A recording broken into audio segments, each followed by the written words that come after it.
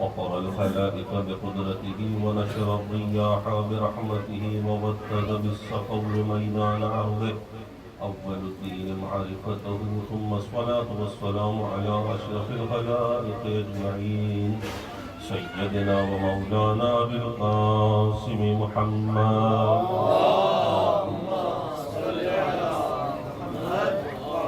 وعلى أهل بيته الطيبين الطاهرين المعصومين المظلومين. أما بعد فقد قال الله سبحانه وتعالى في محكم كتابه المبين وهو أصدق الصادقين وإذ قال ربك للملائكة إني جاعل في الأرض خليفة صلى الله عليه محمد اللهم صل على محمد وآل محمد. اپنے اپنے حاجات کی قبولیت کے لیے ایک مرتبہ بلند آواز سے صلوات پڑھیں. اللہم صل علی محمد وآل محمد. خداوند عالم کے بارگاہ میں دست و دعا ہے کہ بحق محمد و آل محمد و بحق امام زمان اجل اللہ فرجہ الشریف ہم آپ تمام کی عزاداری کو قبول فرمائیں، ہم تمام کو معرفت محمد و آل محمد نصیب فرمائیں، جو پریشان حال ان کی پریشانیوں کو دور فرمائیں، ہم سب کو معرفت محمد و آل محمد نصیب فرمائیں اور امام زمان کو ہم سے راضی فرمائے، امام زمان کے ظہور میں تعجیل فرمائے. دعا کی قبولیت کے لیے ایک مرتبہ صلوات پڑھیں. اللہم صل علی محمد وآل محمد. بات شروع کرنے سے پہلے اگر آپ بیدار ہیں تو ایک مرتبہ علوی صلوات کی تلاوت کریں. اللہم صل علی محمد وآل محمد.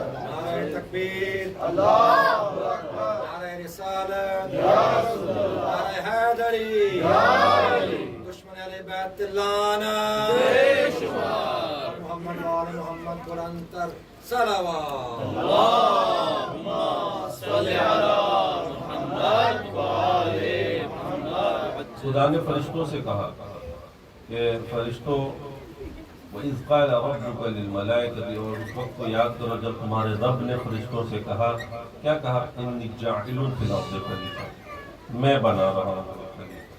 اِنِّي جَاعِلٌ، میں بنا رہا ہوں. اب خدا بنا رہا ہے تو یہاں پر ایک اصول دے دیا کہ زمین پر ہادی ہوگا، رہنما ہوگا، جو میری طرف سے ہوگا وہ میں ہی بناؤں گا، میں ہی اعلان کروں گا، وہ کوئی اور نہیں بنا سکتا. انی جاعل، لوگ نہیں بنا سکتے. وہ شورا میں لوگ اکٹھے ہو کر کسی کو بنا لیں، لوگ نہیں بنا سکتے، میں بناؤں گا. انی جاعل فی الارض خلیفہ، اس زمین پر خلیفہ کون بنا رہا ہے؟ میں بنا رہا ہوں. تو اس کو لکھا قالوا اتجعل فیہا من یفسد فیہا ویسفک الدماء، تو اس کو بنائے گا جو زمین میں خون ریزی کریں گے، جو زمین میں فساد پھیلائیں گے، جو خون بہائیں گے، کیا ان کو بنائے گا؟ تو خداوند عالم کہتا ہے قال انی اعلم ما لا تعلمون، جو میں جانتا ہوں. اور اس سے پہلے انہوں نے کہا نحن نسبح ونقدس لک، ہم دیکھو ہم فرشتے ہیں، یعنی فرشتے کہتے ہیں ہم تیری تسبیح کرتے ہیں، ہم تیری تقدیس بیان کرتے ہیں، لیکن تو بنائے گا کہ ان کو جو خونریزی کریں گے، ان کو بنائے گا جو فساد کریں گے. تو سچی بات یہ ہے کہ آج کا اگر ماحول دیکھیں، آج کی گلوبل ورلڈ دیکھیں تو فرشتوں کا اعتراض تو صحیح ہے. پوری دنیا میں خونریزی کرنے والا کون ہے؟ انسان. اس زمین پر انسانی انسان کو قتل کر رہا ہے، انسانی انسان کو مار رہا ہے، انسان کے بچوں کو مار رہا ہے، اور اپنے اپنے مفاد ہیں. فلسطین میں آپ دیکھ لیجیے اس طرح سے امیر المومنین فرماتے ہیں ظلم ظالم جو بھی ہو مظلوم کے مددگار بنے، کونوا عونا للمظلوم، مظلوم کے مددگار بنا، مظلوم کوئی بھی ہو. اب فلسطین میں جو لوگ ہیں وہ ہمارے ہم فکر نہیں ہیں، ہم مکتب نہیں ہیں، لیکن مسلمان تو ہیں. اللہ کو تو مانتے ہیں، رسول کو مانتے ہیں. وہ نہ بھی مانتے ہو، انسان ہی ہو تو کم سے کم ہم مظلوم کے حامی ہیں، مظلوم کی حمایت کرنے والے ہیں. ظلم ہو رہا ہے، جس پر بھی ہو رہا ہے غلط ہو رہا ہے، بچوں کو مارنا، تو یہ کیا ہے آج کی دنیا، آج کی دنیا۔ اور ظاہر ہے اپنا اسلحہ بیچنا ہے تو جنگ جاری کر دی، جنگ مسلط کر دی، بہرحال یہ مفاد ہے انسان کا۔ تو اس وقت اعتراض کیا تھا فرشتوں نے تو کوئی جنگ نہیں دیکھی تھی، کوئی پرریزی نہیں دیکھی تھی، کسی کو نہیں دیکھا تھا، مگر چونکہ روایات میں ہے کہ یہ بھی ہے کہ یہ حضرت آدم اس سے پہلے کئی مخلوقات گزر چکی ہیں، ہو سکتا ہے انہوں نے جنوں کو دیکھا تھا انگریزی کرتے ہوئے، وہ جنوں کی مخلوقات، وہ انسان نہیں ہے، اور یہ بھی ممکن ہے کہ اس سے پہلے کئی آدم گزر چکا ہے، یہ حضرت آدم سے پہلے کئی مخلوقات گزر چکا ہے۔ تو بہرحال یہ ہمارے پاس روایات بھی ہیں، لیکن فرشتوں کا اعتراض پہلے انہوں نے کہا کہ اس کو بنائے گا جو خونریزی کریں گے، لیکن اللہ نے کہا میں جانتا ہوں، میں جانتا ہوں وہ تم نہیں جانتے، مجھے معلوم ہے اس انسان میں وہ لوگ بھی پیدا ہوں گے جو تم سے بھی بڑھ جائیں گے، ایسے فرشتے صفت، یعنی کہ ان کو فرشتہ بھی نہ کہیے، وہ فرشتوں سے بھی بڑھ جائیں گے، یعنی وہ کمالات میں، وہ ریاضات میں ان کی روح اتنی کمال پر پہنچ جائے گی کہ وہ تم سے بھی بڑھ جائیں گے، اور کچھ ایسے ہوں گے کہ جن کی روح اتنی پست ہو جائے گی کہ وہ جانوروں سے بھی بدتر ہو جائیں گے، انہی انسانوں میں۔ تو انی اعلم ما لا تعلمون، تو میں جانتا ہوں تم نہیں، صلوات پر محمد وعلیہ۔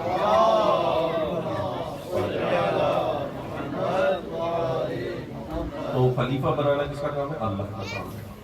اللہ کا کام ہے کہ ہادیان بھیجے، اللہ کا کام ہے نبی بھیجے۔ 1,24,000 انبیاء ہے، کس کا کام ہے؟ اللہ کا کام ہے۔ کوئی مل کر کہہ دے، 1,00,000 بندے مل کر کہہ دیں یہ نبی ہے، نبی نہیں ہو سکتا۔ 1,00,000 بندے مل کر کہیں یہ ہم اس کو ہادی بنا رہے ہیں، یہ ہماری ہدایت کرے گا، تو چاہے جتنے بھی لوگ کہتے رہیں وہ ہادی جب نہیں ہے، کیونکہ اللہ کی طرف سے نہیں ہے۔ تو ہمارا مکتب ہے منصوص من اللہ، اللہ کی طرف سے، ہادیان برحق کا ہے اللہ کی طرف سے۔ امام اب نبی کے بعد کون ہوگا؟ اب نبی 1,24,000 انبیاء، رسول خاتم النبی صلی اللہ علیہ وآلہ وسلم۔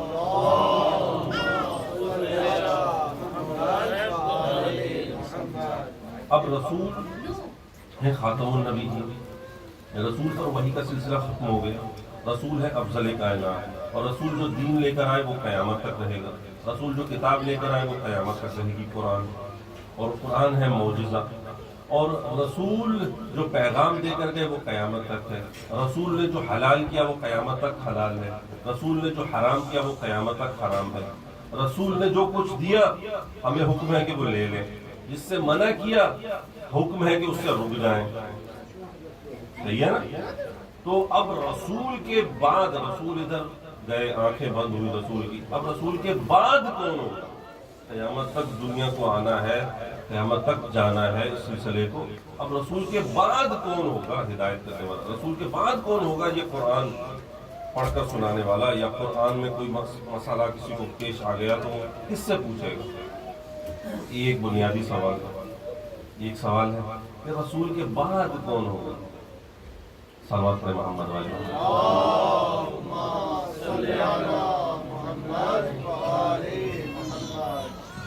جس طرح وہ انجینئر مرزا وہ کہتا ہے کہ رسول کے بعد جو ہادی ہے وہ قرآن ہے،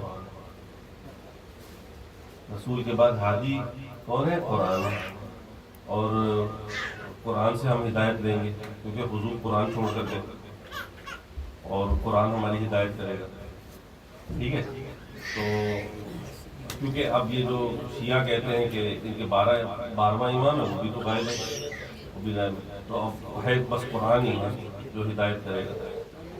تو میں پوچھتا ہوں اب قرآن ہدایت کرے گا، اول تو آپ یہ بتائیے کہ حضور نے کب یہ کہا کہ میرے وقت قرآن ہدایت کرے گا؟ کسی حدیث میں نہیں ملے گا آپ کو، کسی نہ سنی نہ شیعہ کہ حضور نے کہا کہ میرے وقت قرآن ہدایت کرے گا، کسی سے ہدایت لے لینا، کسی کو پڑھنا تو تمہیں ہدایت مل جائے گی۔ تو اول تو یہ بھی نہیں ہے۔ اچھا اگر قرآن ہدایت کرنے والا تو رسول کے زمانے میں اس طرح سے پرنٹڈ قرآن تو تھا نہیں جو چھوڑ کے گئے کہ یہ لو یہ قرآن چھوڑ کے جاؤ، حضور نے تو کہا تھا انی تارک فیکم الثقلین کتاب اللہ و عطرتی اہل بیتی، میں چھوڑ کر جا رہا ہوں دو وزنی چیزیں، دو ثقلین چھوڑ کر جا رہا ہوں. کیا؟ ایک قرآن، ایک اہل بیت. ما ان تمسکتم بہما لن تضلوا بعدی، اگر تم ان سے تمسک اختیار کرو گے تو کبھی گمراہ نہیں ہوگے. یعنی اگر قرآن کو چھوڑ دیا، اہل بیت کو پکڑ لیا تو یہ بھی گمراہی ہے، اور قرآن کو صرف تھامے رہے، اہل بیت کو چھوڑ دیا تو یہ بھی گمراہی ہے. دونوں کو ساتھ رکھنا ہے. قرآن سمجھ نہیں آ سکتا اہل بیت کے بغیر، اہل بیت کا مقام سمجھ میں نہیں آئے اگر قرآن نہیں پڑھو گے. محمد وعلى محمد بلند الصلوات. اللهم صل على محمد وآل محمد. تو قرآن اور اہل بیت دو برابر ثقلین رسول نے کہا. اب ملعین کی چھپی ہوئی جو صحیح بخاری ہے اور صحیح مسلم، اس میں بھی جو نسخے ہیں، اب تو ایڈیٹنگ کر دی، بہت سے نسخے ایسے چھپ رہے ہیں جس میں انہوں نے حدیث ہی نکال دی اور بہت سی چیزیں نکال دی، لیکن اس وقت کی چھپی ہوئی اس میں بھی یہ حدیث مل جائے گی انی تارک فیکم الثقلین کتاب اللہ و عطرتی اہل بیت. اب کر دیا انہوں نے سنتی کئی جگہوں پر کہ میں دو چیزیں چھوڑ کر جا رہا ہوں، قرآن اور اپنی سنت. تو ہم کہتے ہیں کہ نبی کی سنت، اگر سنت کی بات ہے نا، تو جس طرح نبی کے صحیح سنت پر چلنے والے سنی ہیں، وہ تو ہم ہی ہیں، وہ تو ہم ہی ہیں، کیونکہ رسول نے جس طرح سے کہا ہم نے تو اسی طرح سے کیا رسول نے. تو یہ ایک منطقی اور یہ عقلی اور یہ ایک تاریخی بحث ہے کہ رسول کے بعد کون ہوگا جانشاہ. تو ایک فرقے نے تو دوسرا سلسلہ کیا.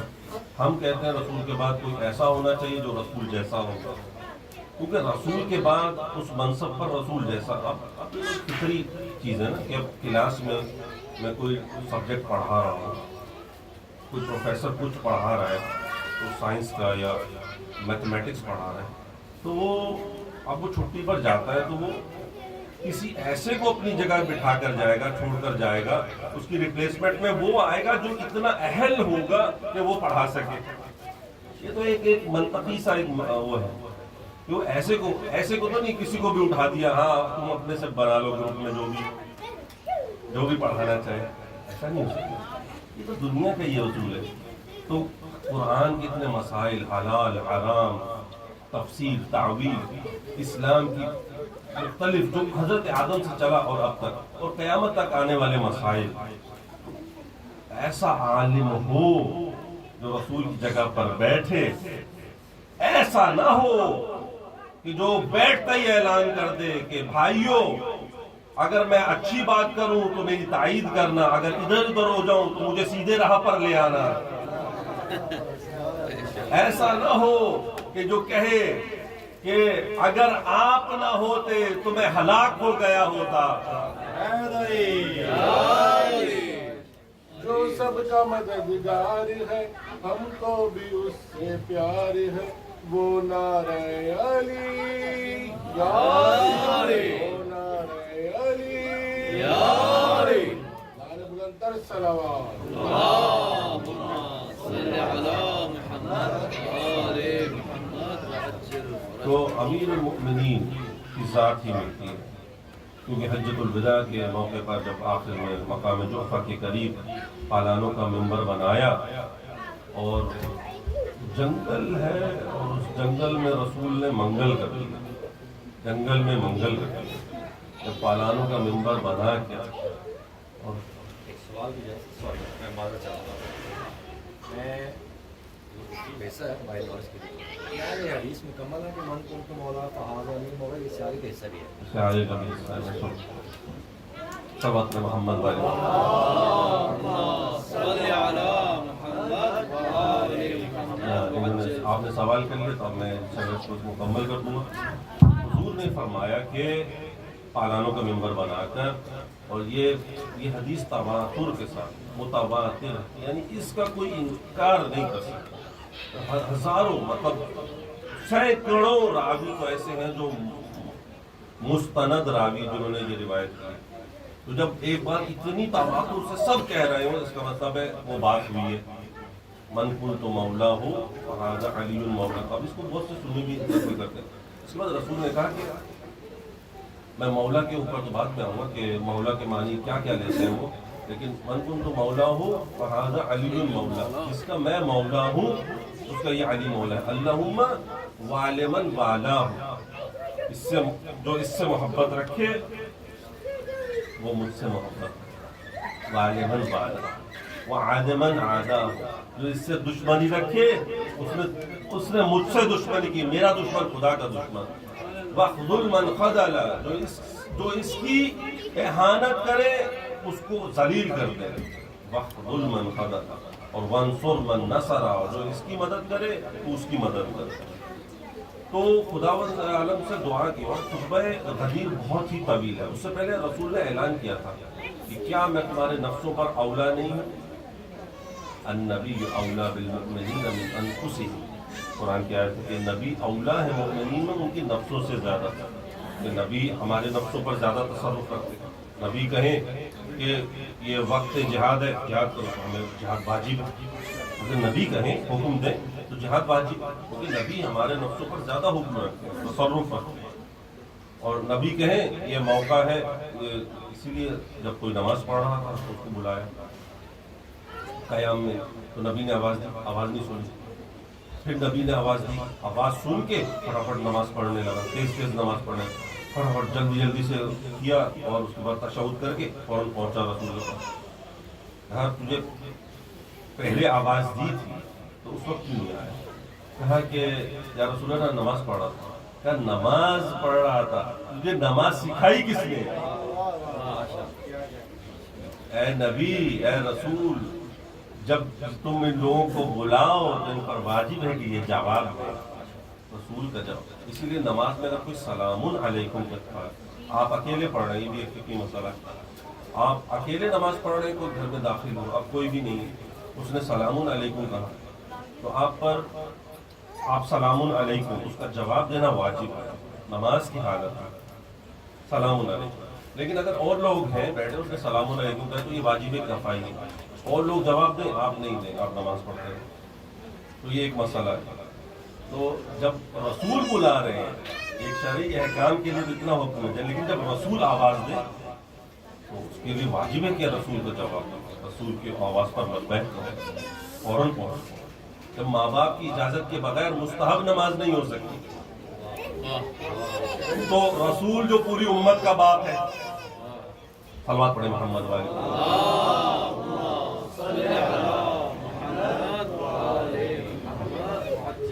تو عزیزان, رسول کے بعد کون؟ ہم نے کہا کہ مولا علی.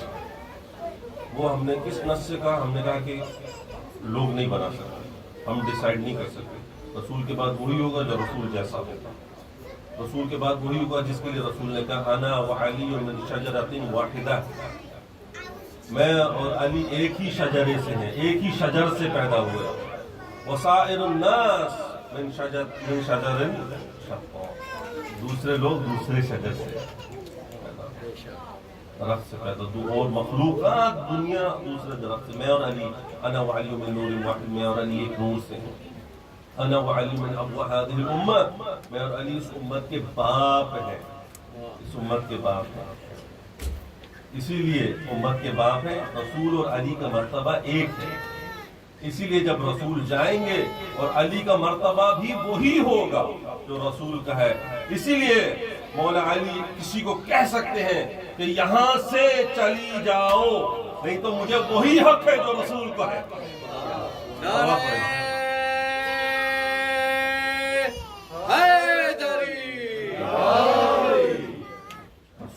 مولا علی کا مرتبہ وہی ہے جو رسول کا ہے. لیکن اسلام کی ایک تاریخ پر اب باتیں چھوڑ کر, کیونکہ تاریخ تو بہت ہے مولا امیر المومنین اس میں باتیں کہنے کے لیے, لیکن ایک ورق پر ذوالعشیرہ سے چلیے غدیر تک.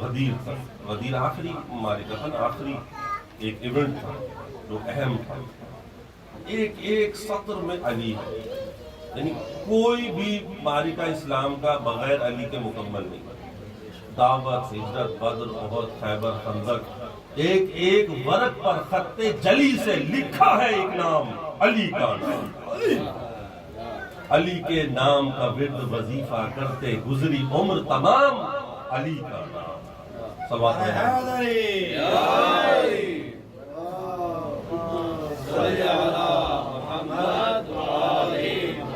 برائے عظمت معصومین مرندر صلوات۔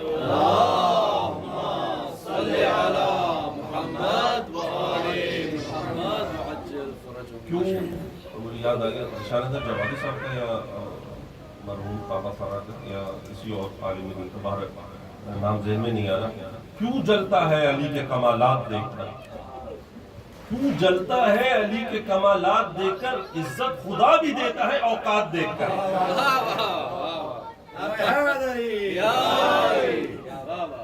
اس لیے امیر المؤمنین کا وہ مقام ہم نے ان کو مانا، لیکن ان کے بعد جب یہ ظاہر ہے جب ان کی وصال ہونے لگا رسول خدا کا، رسول خدا بستر پر ہے، اور یہ صحیح بخاری میں یہ حدیث موجود ہے اور مختلف اہل سنت کے منابع میں، طبقات ابن سعد، تو ایک مرتبہ رسول خدا نے کہا لاؤ میں قلم دعواتوں میں کچھ لکھ دوں، ایسا مؤثر لکھ دوں جس کے بعد کبھی گمراہ نہیں ہو۔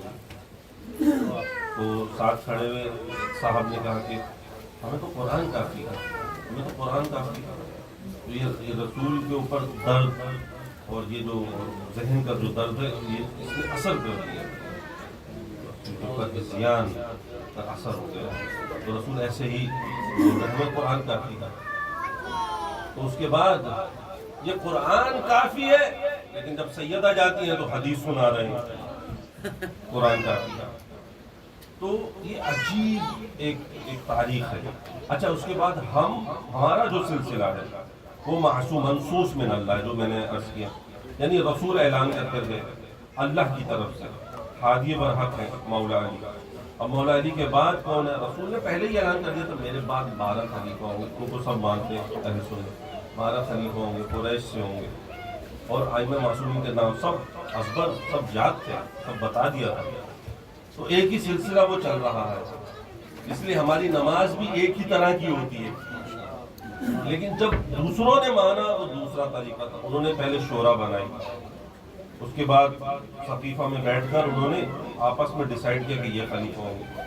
جب ان کو خلیفہ بنا لیا، پہلے خلیفہ اس طرح بنے، دوسرے خلیفہ کس طرح بنے، پہلے خلیفہ نے اپوائنٹ کر دیا، تیسرے خلیفہ 6 نام دے دیے، ان میں سے ایک کو چن لیا جائے۔ تو کوئی طریقہ بھی کسی سنت سے ثابت نہیں ہے۔ اور جب مولا علی کی باری آئی 36 ہجری میں تو کہا گیا کہ اب سارے لوگ اکٹھے ہو کے آگے کہ ہم آپ کی بیعت کرتے ہیں، ہم آپ کی بیعت کرتے ہیں۔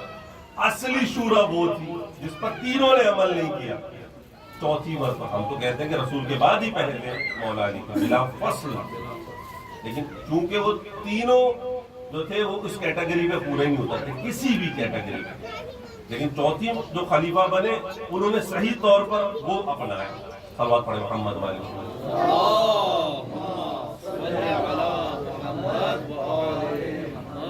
اب پہلے تو مولا علی نہیں کر رہے تھے تسلیم، اب اس کو ڈاکٹر اسرار احمد نے کربلا کا تاریخی پس منظر، یہ کربلا اسی عنوان سے ان کی ایک ویڈیو ہے، اس پر انہوں نے شروع میں یہ کچھ ایسی باتیں کی اور بے وقوفانہ باتیں جن کا جواب بہت تفصیل سے دیا جا سکتا ہے، لیکن ایک مقام پر جب اس مقام پر پہنچے کہ خلیفہ ثالث کا جب قتل ہوا اور قتل کے بعد کچھ بلوائیوں نے قتل کر دیا، اور اس کے بعد حضرت علی کے پاس لوگ چلے گئے اور لوگ جا رہے ہیں اور لوگ کہہ رہے ہیں کہ ہم آپ کی بیعت کریں، اب آپ ہی ہیں، آپ ہی سب سے بہتر ہیں، ہم آپ کو ہی سمجھتے ہیں، آپ ہی اپروپریٹ بندے ہیں۔ تو ظاہر ہے وہ کہتے ہیں کہ امت کا خیال تو ہونا چاہیے تھا، اور امت کا خیال تھا ان کو، تو کون بنتا تھا؟ کیونکہ امت کو ایسے ہی چھوڑ دیتے؟ تو میں بھی تو یہی کہہ رہا ہوں، ہم بھی تو 1400 سالوں سے یہی تو کہہ رہے ہیں کہ کیا امت کو رسول ایسے ہی چھوڑ کے چلے گئے؟ کیا رسول کے اندر عام آدمی جتنی فہم بھی نہیں تھی نعوذ باللہ کہ امت کو ایسے ہی چھوڑ کے چلے گئے؟ ہم بھی تو یہی کہہ رہے ہیں کہ رسول ایسے چھوڑ کر تو نہیں گئے، رسول بتا کر گئے، پوائنٹ کر کے گئے مولا علی. تو آپ آج کہہ رہے ہیں کہ مولا علی امت کو ایسی چھوڑ دیتے ہیں، تو ہم بھی تو کہہ رہے ہیں کہ رسول کے ایسے ہی چھوڑ دیتے ہیں. تو مولا علی اب کھچا کھچ مسجد بھری ہے، اب مولا علی بیعت کے لیے آئیں گے اور بیٹھیں گے منبر پر. اب چیمہ گوئیاں ہو رہی ہیں. اب سب لوگ حیران ہیں کہ علی کس طرح سے آ کر اب بیٹھیں گے اور کس طرح سے آ کر خطاب کریں گے، کیونکہ پہلے خلیفہ کو ہم نے تو دیکھا ہے کہ رسول کے احترام میں ایک سیڑھی نیچے بیٹھے، منبر کے اوپر بالکل عرشے پہ نہیں بیٹھے. تو دوسرے خلیفہ ان کے احترام میں ذرا نیچے، اور تیسرے کا تو ہائی مسئلہ دوسرا. تو اب چوتھے خلیفہ اب یہ بنے کہ کہاں بیٹھیں گے؟ یہ تو اب یہ زمین پہ بیٹھیں گے کہاں؟ مولا علی آئے مجمع کو چیرتے ہوئے منبر کی طرف جا رہے ہیں وہ محراب میں، اور پہلی سیڑھی پر قدم رکھا، دوسرے زینے پر قدم رکھا، تیسرے پر رکھا، عرشے پہ جا کے بیٹھے جہاں رسول بیٹھتے تھے، اور کہا الحمدللہ الذی، کہا الحمدللہ، حمد ہے اس اللہ کی کہ آج حق اپنے اصل مقام پر آ گیا. نعرہ حیدری، دشمنان بیت اللہ، حمد ہے اس اللہ کی آج حق اپنے اصل مقام پر آ گیا. رسول اور مولا علی نے آگے بتا دیا اصل بلا فصل میں ہی نہیں. ڈاکٹر طاہر القادری کہتے ہیں مولا امیر المومنین کی جو ولایت ہے رسول کے بعد روحانی طور پر بلا فصل وہی ہے، روحانی طور پر سلسلہ وہی ہے، لیکن یہ جو ظاہری ہے خلافت ان میں ظاہر ہے وہ ہے مراتب، وہ ہے آتے ہیں، لیکن بلا فصل معنوی طور پر یہی ہے. اور قادریہ ہوں، چشتیہ ہوں، سہروردیہ ہوں، یا کوئی بھی آپ نام لے لیں، یہ جو سلسلے ہیں نقشبندی اور یہ سب اپنے آپ کو احترام دلوانے سب پہنچاتے ہیں آخر میں مولا علی تک، سلسلہ مولا علی تک پہنچاتے ہیں. یہ ہمارا جو صوفیانہ سلسلہ ہے کہاں سے چلا؟ مولا علی. صلوات پڑھیں محمد والی.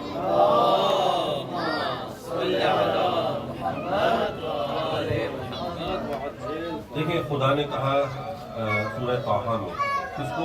حضرت موسیٰ اور ہارون، حضرت ہارون بھائی ہیں حضرت موسیٰ کے. کہا اذهب الى فرعون انه طغى. دو طریقے سے آیا. پہلے تو حضرت موسیٰ کو کہا کہ تم فرعون کی طرف جاؤ وہ باغی ہو گیا، پھر کہا اذهبا الى فرعون انه طغى، تم دونوں جاؤ وہ باغی ہو گیا. اور اس سے ذرا آرام سے گفتگو کرنا، اس کی قول میں ذرا آرام سے اس کو سمجھانے کے لیے. تو حضرت موسیٰ نے دعا کی، اس کے بعد کہا رب اشرح لی، بارےلا جاؤں گا اس کی طرف لیکن میرا سینہ کھول دے. رب اشرح لی، میرا شرح صدر کر دے. ویسر لی امری، اور یہ کام اور میرے لیے میرے کام کو آسان کر دے، کام آسان بنا دے میرا.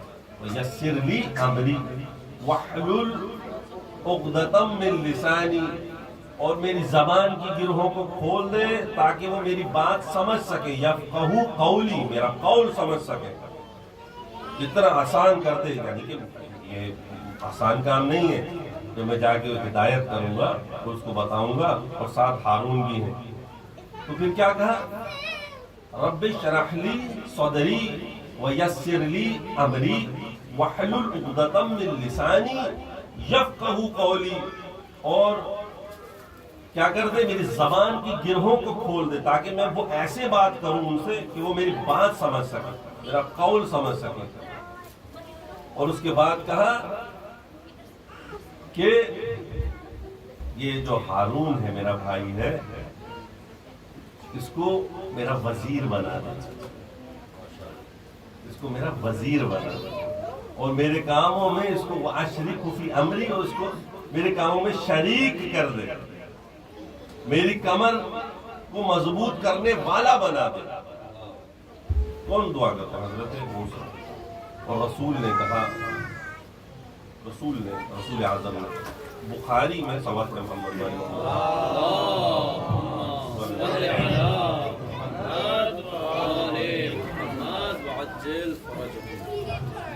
قرآن کے بعد کون سی کتاب ہے مسلمانوں کے نزدیک؟ کتاب باری کے بعد صحیح بخاری. اور صحیح بخاری صحیح کتاب ہے، یعنی اس کتاب میں مولا علی امیر المومنین کی شان میں پتہ کتنی حدیثیں ہیں؟ صرف اور صرف 3۔ فضائل امیر المؤمنین کے باب میں صحیح بخاری نے 7 لاکھ حدیثوں میں سے چھانتے انہوں نے کہا میں نے اتنی حدیثیں دیکھی بس صحیح مجھے یہی 7000 ملی۔ ان 7000 میں امیر المؤمنین کا حصہ صرف 3 حدیثیں، صحیح بخاری میں صرف 3 حدیثیں، اور اس میں من کنت مولا کا ذکر نہیں، جو تمام جمہور علماء نے جس کا ذکر کیا ہے تواتر کے ساتھ، اس کا ذکر ہی نہیں ہے صحیح مسلم اور صحیح بخاری میں۔ اس میں لیکن یہ حدیث ہے، یا علی انت منی بمنزلت ہارون من موسیٰ الا انہ لا نبی بعدی، یا علی تجھ کو مجھ سے وہی نسبت ہے جو ہارون کو موسیٰ سے تھی، مگر میرے بعد کوئی نبی نہیں ہے۔ موسیٰ کے بعد تو ہارون نبی تھے، لیکن میرے بعد کوئی نبی نہیں ہے۔ تو ہارون کے لیے دعا کیا مانگ رہے ہیں موسیٰ کہہ رہے ہیں اس کو میرا وزیر بنا دے، اس کو میرے کاموں میں میرا شریک بنا دے۔ اور اسی طرح حضور نے پھر دعا مانگی، قل رب ادخلنی مدخل صدق واخرجنی مخرج صدق، بار الہ مجھے اس طرح شان سے داخل کر، رب ادخلنی مدخل صدق، سچائی کے ساتھ داخل کر، واخرجنی مخرج صدق، اور سچائی کے ساتھ نکال، یعنی شہر مدینہ مکہ میں داخل کر اور ادھر نکال۔ وجعل لی، اس طرح انہوں نے کہا وجعل لی وزیرا من اہلی، وجعل لی میرے لیے قرار دے ایک وزیر، ہارون اخی، جو ہارون ہے اور میرا بھائی ہے۔ اسی طرح حضور نے بھی دعا کی وجعل لی میرے لیے قرار دے من لدن کا اپنے پاس سے سلطان نصیرہ، ایک ایسا سلطان، ایک ایسا مددگار جس کی مثل کوئی ہو ہی نہ۔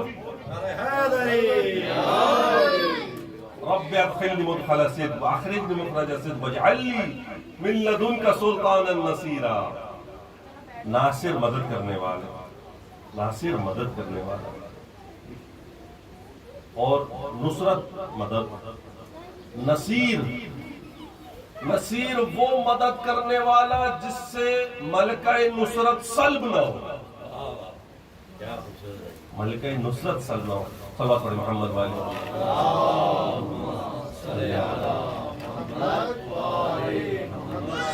تو قرآن میں بھی آپ کو یہ جگہ جگہ ملے گا کہ جس طرح ہارون ہے موسیٰ کے لیے، اسی طرح مولا علی ہیں رسول خدا کی، تو بلا فصل جانشین یہی خلافت ان کے پاس۔ اسی لیے ہم جو کہتے ہیں کہ یہ جو قرآن کی آیت ہے وَنُرِيدُ أَن نَّمُنَّ عَلَى الَّذِينَ اسْتُضْعِفُوا فِي الْأَرْضِ وَنَجْعَلَهُمْ أَئِمَّةً، کہ ہمارا ارادہ یہ ہے کہ میں چاہتا ہوں وَنُرِيدُ أَن نَّمُنَّ عَلَى الَّذِينَ اسْتُضْعِفُوا، وہ لوگ جو زمین میں کمزور بنا دیے گئے ہیں، وَنَجْعَلَهُمْ أَئِمَّةً، ہم ان کو امام بنائیں گے، وَنَجْعَلَهُمُ الْوَارِثِينَ، اور ہم ان کو زمین کا وارث بنا دیں گے، ان کو زمین کا وارث قرار دیں گے۔ تو یہ ائمہ معصومین کے لیے، امام سے پوچھا گیا یہ کس کے لیے، تو کہا رسول نے، یہ خداوند عالم کیا کہہ رہا ہے، ہمارے لیے، ائمہ اہل بیت کے لیے۔ تو ہمارا سلسلہ وہ منصوص من اللہ ہے، ہم بنائیں گے نہیں، ہم تسلیم کرتے ہیں۔ اور تسلیم کیسے کرتے ہیں؟ رسول نے جو کہہ دیا، رسول جو دے وہ لے لو، رسول جس سے منع کر دے فنہا تم فانتہوا، اس سے رک جاؤ۔ تو یہ ہمارا کرائٹیریا۔ لیکن اب خلیفہ اول کے دور میں صلوات محمد والے،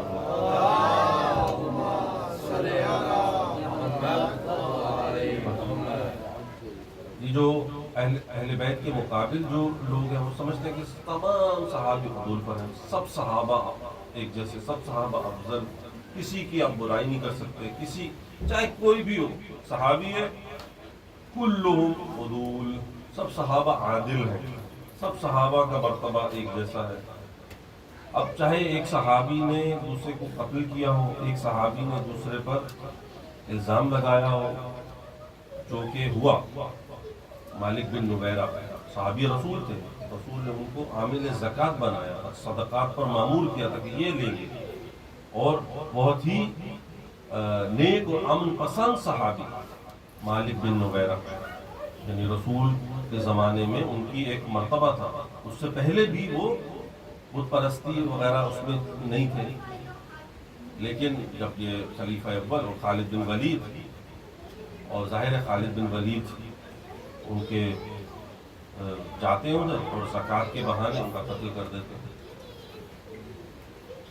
زکوٰۃ کے بہانے قتل کر دیتے ہیں۔ اب علامہ امینی لکھتے ہیں، علامہ امینی جو صاحب الغدیر ہیں، علامہ امینی لکھتے ہیں کہ چونکہ ان کی زوجہ پر نظر پڑ گئی تھی خالد بن ولید۔ اب یہ خالد بن ولید کون ہے؟ جن کو مسلمان کہتے ہیں سیف اللہ، اللہ کی تلوار، یہ اللہ کی تلوار ایسی ہوتی ہے۔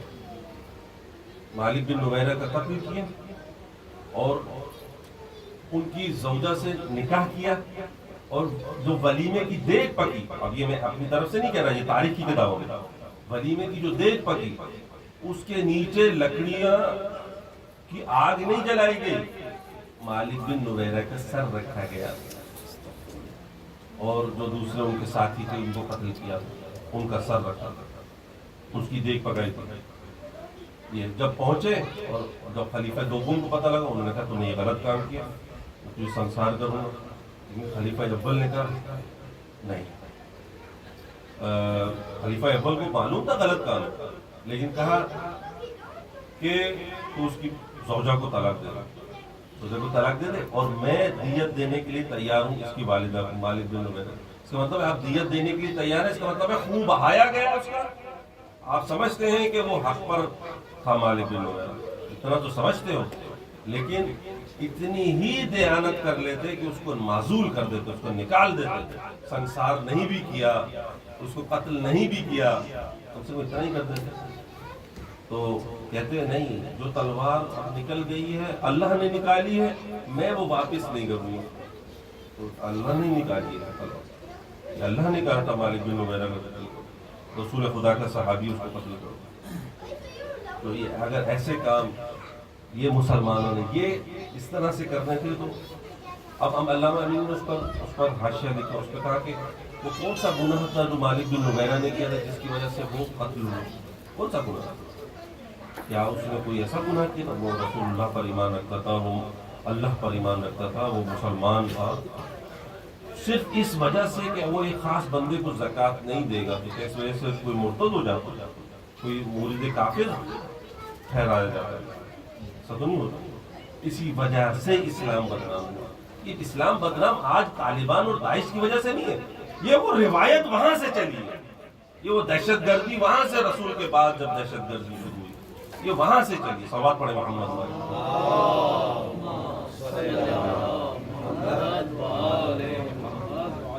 اب ہمارے لوگ کہتے ہیں کہ جناب احتیاط کریں اور محبت کی فضا ہونا چاہیے۔ کہتا ہوں محبت کی فضا ہونی چاہیے۔ ہمارے دوست ہیں اہل سنت برادران، ہم احترام کرتے ہیں عقیدوں کا، لیکن ہمارا جو اختلاف ہے وہ اختلاف ہے، لیکن ہم احترام کرتے ہیں، ہم ان کے ساتھ رہتے ہیں، ہم ان کے ساتھ کھاتے ہیں، ہم ان کے ساتھ پیتے ہیں۔ ہمارے مہاراجوں نے کہا ہے کہ ان کو برا نہ کہو اور ہم برا نہیں کریں۔ ہم تو تاریخ پڑھ رہے ہیں، تاریخ پڑھ رہے ہیں، تاریخ پڑھنے میں تو اپنے بچوں کو بھی نہ بتائیں، کہ اپنے آنے والی نسلوں کو نہ بتائیں کہ کیا ہوا، کل کو سب غدیر بھول جائیں، کل کو سب ثقیفہ بھول جائیں، کل کو سیدہ کا حق بھول جائیں۔ سب صحیح تھا، سب لوگ حق پر تھے، تو ایسی نسلیں پیدا ہوں گی سب حق پر۔ ہمارے مہاراجی نے کہا احترام کرو، سنی ہمارے بھائی ہیں، احترام کرو، لیکن کیا ہم اتنا احترام کریں کہ ہم وہی بن جائیں؟ ایسا نہیں ہو سکتا۔ احترام اپنی جگہ پر، مگر یہ کہ یہ باتیں بتانا بھی ضروری ہے اور پتہ ہونی چاہیے، لیکن ایک وحدت کی فضا وہ اور چیز ہے۔ ہم لا الہ الا اللہ پر اکٹھے ہیں، محمد رسول اللہ پر اکٹھے ہیں، صحابہ پر اکٹھے ہیں، ٹھیک ہے، ہم اسلام پر اکٹھے ہیں۔ جس پر مسلمانوں کو اکٹھے ہونا ہے اس پر اکٹھے نہیں ہوتے۔ فلسطین کے مقابلے میں لڑو، 57 ملک کیا ستو پیا ہوا ہے، 56 اسلامی ملک، اور اعتراض کرتے ہیں کہ اس کے خلاف کیوں نہیں اٹھ رہے؟ یہ یورپ یہ ہے، یہ یوکرائن میں جنگ لڑ رہا ہے اور اس کے اوپر تو بولتے ہیں، اور یہ یورپ کیوں نہیں بول رہا؟ اور بھائی یورپ نے کیا ٹھیکہ لیا ہوا ہے؟ جب آپ 56 اسلامی ممالک نہیں بولتے تو یورپ کیوں بولے گا؟ اور بولنا بھی نہیں چاہیے. جب آپ لوگ سو رہے ہیں تو پھر غفلت کی نہیں. ایک ہی ملک ہے جو بولتا ہے, ایک ہی ملک ہے جو مدد کرتا ہے, ایک ہی ملک ہے جو فلسطین کی آواز میں آواز ملاتا ہے. کیونکہ آپ اس کو نہیں مانتے اس لیے آپ ہمارے ساتھ نہیں. صلوات پڑھیں محمد والے.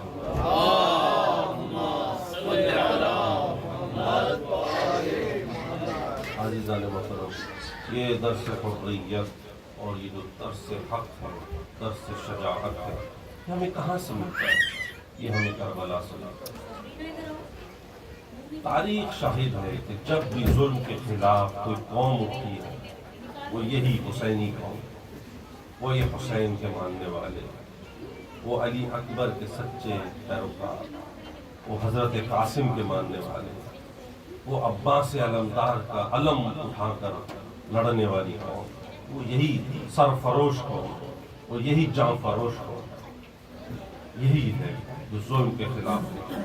کوئی بھی ظلم ہو, کسی دور میں بھی ہو, یہی ہے. کیونکہ حسین ابن علی سلام اللہ علیہ انہوں نے جب ارشاد فرمایا کوفے کے مقابل میں, الا وان الدعی ابن الدعی قد رکض بین اثنتین بین السلۃ والذلہ, یہ مجھے دو راہوں پر کے درمیان چھوڑ جانا چاہتا ہے. یہ چاہتا ہے, یہ ابن زیاد مولانا نے اشارہ کیا, یہ چاہتا ہے, کیا چاہتا ہے کہ میں دو راہوں کے درمیان چھوڑ دوں, ایک کو چن لوں, ذلت یا عزت, بین السلۃ والذلہ. اور مجھے ذلت تو قبول نہیں ہے, مجھے موت قبول, موت قبول. اسی لیے عزیزان محترم 72 شہداء جس طرح میں عرض کر چکا ہوں, ان میں کیا کیا سرفروش شہداء تھے, جن میں نے سب سے پہلے عرض کیا تھا قیس بن مصر سیداوی, اور پھر ہانی بن عروہ, اور مسلم بن عقیل کی آپ شہادت سن چکے ہیں, اور حبیب ابن مظاہر, اور مسلم بن اوسجہ, زہیر ابن قین بجلی, حر, علی بن حر, اور یہ سب, اور عابس بن شبیب شاکری, اور جون. اتنی ڈھلتی عمر ہے جون کی, لیکن آ گئے ہیں میدان میں. مولا کہتے ہیں تم جاؤ, تم جاؤ جون, مجھے معلوم ہے کہ تم جان دینے کے لیے سرفروشی, میں تمہاری جانتا ہوں, لیکن تمہیں وہی اجر ملے گا. مگر جون ہے کہتے ہیں نہیں, آپ کی راہ میں مولا کٹ مروں بجائے سے کہ میں زندہ رہوں. عابس بن ابی شبیب شاکری, ان کا کیا مرتبہ ہے, بیٹا قتل ہو گیا, خود میدان میں آئے, اور اتنے بہادر, اتنے شجی کہ الا رجل کہ پکار کر رجس پڑھتے ہیں کہ ہے کوئی مرد تو آئے مقابلہ کرے. کوئی نہیں آتا, سب دیکھ رہے ہیں. عمر ابن سعد کا لشکر وہ بھیجتا ہے, کوئی جان نہیں رہا, ایک ایک کر کے, کوئی مقابلہ نہیں کرنا چاہتا. پھر رجس پڑھتے ہیں, کوئی ہے مرد تو آئے مقابلہ کرے. کوئی نہیں آتا, زرہ اتار دیتے ہیں, اس کے بعد خول اتار دیتے ہیں, اس کو کہتے ہیں اب آتا مقابلے, کوئی نہیں آتا. تو ایک مرتبہ عمر ابن سعد کہتا ہے جتھے کے ساتھ حملہ کرو, سب گروپ میں حملہ کرو. تو ایک مرتبہ اکٹھے ہو کر سب حملہ کرو. اتنی ہمت نہیں ہے کہ عابس بن شبیب شاکری سے لڑے, مگر جب سب حملہ کرتے ہیں کوئی پتھر مارتا ہے, کوئی ٹوٹے ہوئے ٹکڑے مارتا ہے تلواروں کے, اور عابس بن شبیب شاکری ان پر شہید ہو جاتے ہیں.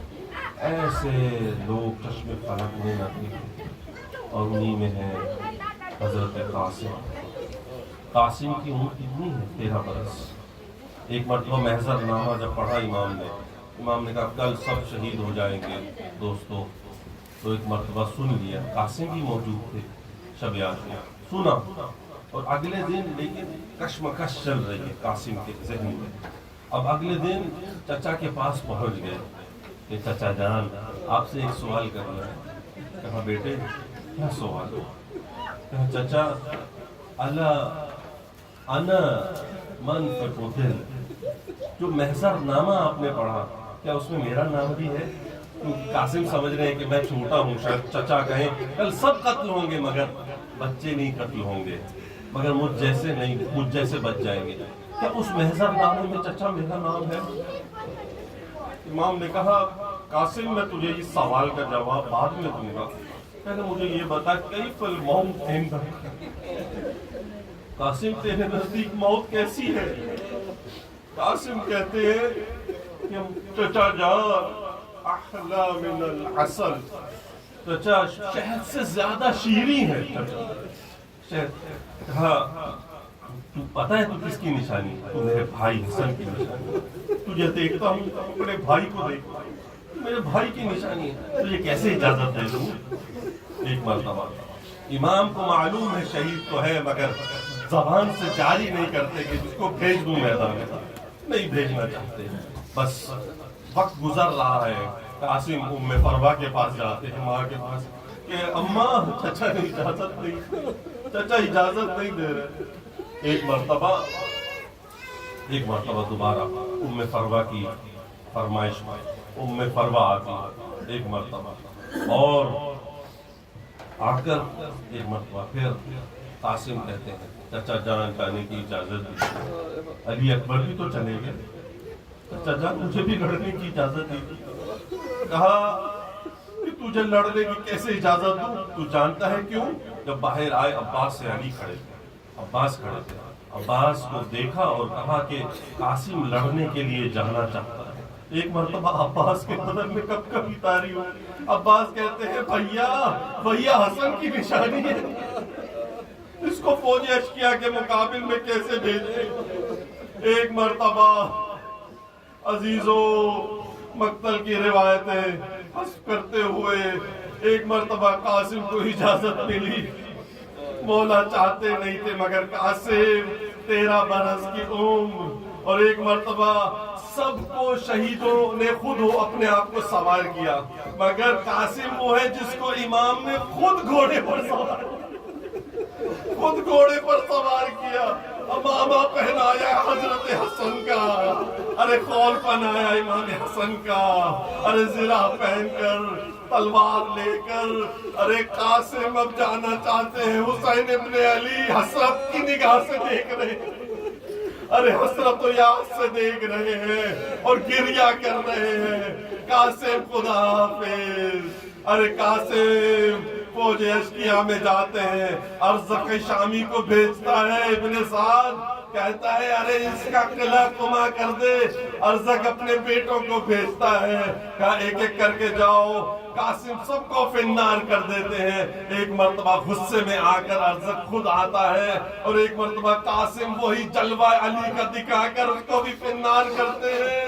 ارے ایک مرتبہ قاسم پیاس کی شدت سے چانپ لب ہے، ارے چچا پانی مل جاتا، ارے تو آج جنگ دکھا دیتا، مگر قاسم ایک مرتبہ ارے بھالا لگا، کہیں سے تلواریں آئیں، کہیں سے تیر آئے، ارے قاسم فوج اشکیا میں گھرا، ارے امام حسین کو جو ہی پکارا یا اللہ، امام حسین بجلی کی تیزی سے پہنچے اور دیکھا، ارے کچھ کو فنار کیا اور قاسم کا سر اپنی گود میں لیا۔ ارے قاسم، ارے تو میرے بھائی کی نشانی، قاسم کی لاش کو جب اٹھایا، ارے پھول جیسا نازک بدن تھا، قاسم کی لاش کو اٹھا کر لائے اور وہاں رکھا جہاں علی اکبر کی لاش۔